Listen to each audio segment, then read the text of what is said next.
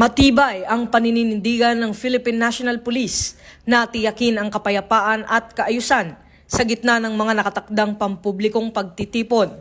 Ayon sa panayam kay Acting Chief PNP, Police Lieutenant General Jose Melencio Nartates Jr.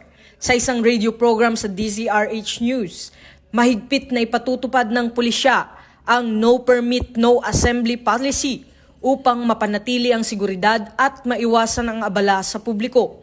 Dagdag pa ni Police Lieutenant General Nartates, nakikipag-ugnayan ang kapulisan sa mga lokal na pamahalaan at organisasyon upang matiyak na maayos ang daloy ng mga aktibidad sa mga itinalagang Freedom Parks. Okay, sa ating mga kababayan, dapat maghinahon ho tayo, mag-isip po tayo in whatever we do, i-weigh po natin ang ating decision na gagawin.